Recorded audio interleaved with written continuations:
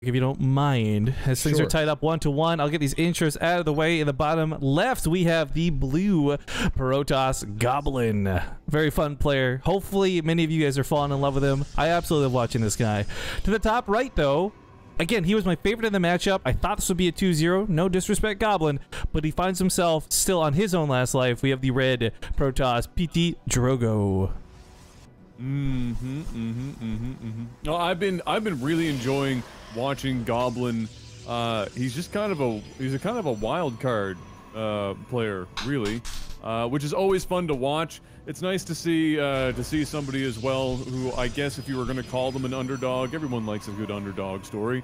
I mean, that's pretty much been the entirety of North America's life in every esport that's ever existed. So you got to get behind somebody, and Goblin's been putting on a nice show today. But so is Drogo, really. I mean, they've both been doing very well, and we're seeing that in this matchup so far.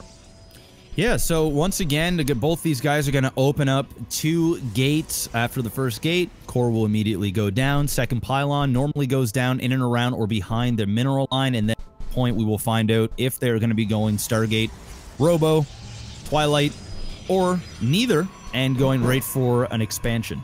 So, so far, normal, and more normal. Yeah, and we got a quick update for everybody. So originally the schedule did call for us to do both these semifinals, then the bronze match, then the grand finals. Due to some time constraints, we're actually be flipping that around ever so slightly, so we'll be doing the finals next after this. It was originally going to be the last match of the day, now it's going to be the next match, and the bronze match will be the last match for the day. So this makes all more important who wins here, to see who comes up next. Absolutely, yeah. Yeah, for sure. And it'll be good for them too, so they don't have to stick around, you know, forever waiting for not to win. Well, it's unfortunate because somebody's got to wait. Like, that's the reality of exactly. it. Yeah. They gotta wait for the kids. That's just wait for the kids. Everything's for the kids today, man. Everything's for the kids. Gotta have patience for the kids. And there it is. Look, always. It's gonna go ahead and get ready to do an expansion. Putting down that 3rd pylon down there. Now, there are the odd times where this could be a fake out, a little bit of a meta going on where you're pretending like you want to expand, and then next thing you know it, you've got down a Twilight and you're going for like DTs or something like that. But he also did drop down the Robo. So I said it before, I'll bring it up again. Goblin can be a mind game player, and I love this because everything you just assessed is correct based on the scouting information, and that's what Drogo saw too. His reaction was, oh, well, if he's gone for a Nexus, it's safe for me to go for a Nexus. But the reality is, this is 400 minerals he won't have for the defense to match Goblin in a mirror matchup. Correct. It's going to be an all-in here. Like an immortal all-in now? It's going to become a Warp Prism Stalker all-in, likely. Okay. But then again, we're talking about Goblin here, which might flip the script on us, which is, you know, that Rifkin has said many times. But it's in all likelihood, he will continue to keep building Stalkers the entire way through, rallying them up, and then he'll bring the Warp Prism and then do Warp Prism Micro and keep warping in through 3 gates. That's likely what will happen here. And there's the Warp Prism. So, yeah. Well, the shield battery will stop this initial poke. But again, so far, nothing looks too out of the ordinary with this. No, it looks very, very, well, it's by the numbers. I mean, this is just one of these builds. He could... One health! Oh, one health dreams. So he might actually put down a gateway down here, too. He could put a 4th gate if he really wants to get over aggressive, and that will just mitigate how much time it takes to warp in these Stalkers. And there's a scout there with the Phoenix going to get all this information. But the problem is, here on the front lines, it's going very badly for Goblin. He's lost too much already, and the Phoenix scout confirms what's going on, so Drogo can adjust and plan accordingly how to handle this next step. I mean, the shield battery's out of juice, so like that easy mode defense is gone, and there was an overwhelming amount of Stalkers for sure, but the Immortal for Drogo is coming down that ramp as we speak, and this is not looking doable for Goblin. No, he lost way too much there just trying to get like that early poke in before he actually brought the rest of his units up. He threw away a couple of Stalkers, unfortunately, and got caught out. And that's on top of the scout coming and allowing Drogo to really extra prepare.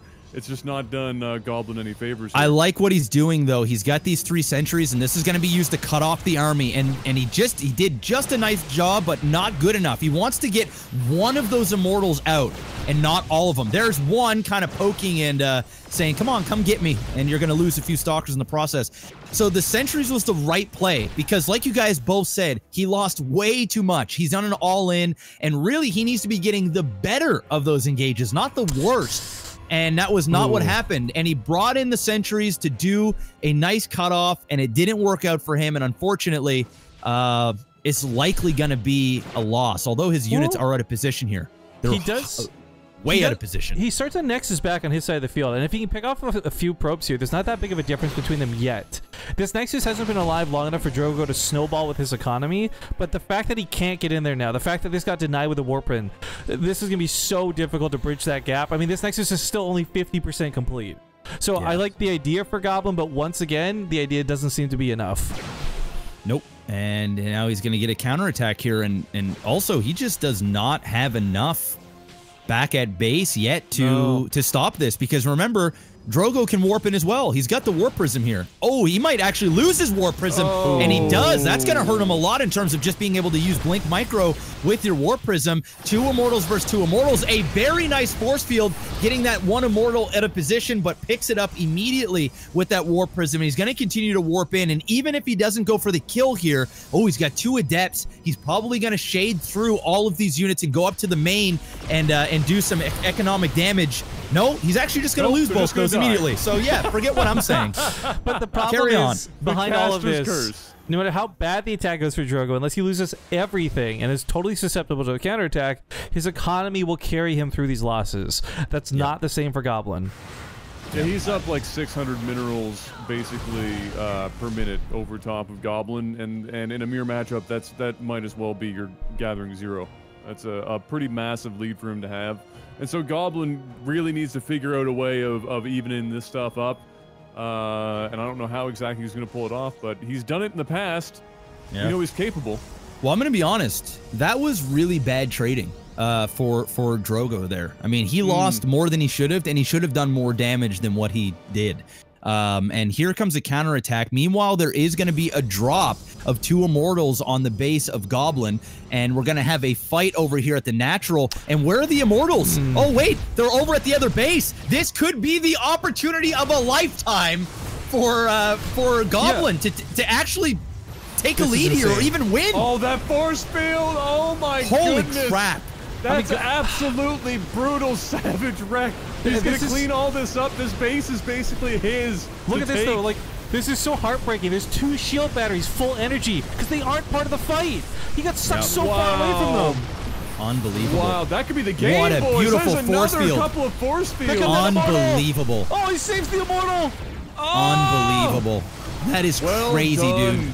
I mean, and here it is, Goblin. He's capable. Yeah, he kills pros while he loses the game. Yeah, I mean, this is it. This is done. This is done. I like the idea of what Drogo did, but he needed the scouting information to confirm that that was a safe move, which in this case, it wasn't. It wasn't. Wow. He needed those 2 Immortals back at his base, holding the fort. He had a lead. And oh, this is it. There's all the power on the buildings. Game over. Oh, the Artosis is down, and he's going to take it. Goblin. I How did this happen, dude? This that is pylon crazy. was in control of the buildings, Adam. Huge throw. Oh, and it wasn't micro. I love this, but it's not enough. Drogo is going to go to the 3rd place match, and Goblin is going to be the one to advance to the finals. What is this world we live in? Wow, and he knows it too. Goblin, he knows it. Go. It was so unfortunate that, you know, he was pushing out, and at the same time, those 2 Immortal drops were happening, and that is that's worst case. That is really the only way I could see that game ends for Goblin at any point. I mean, he was really behind, and just like that, crazy.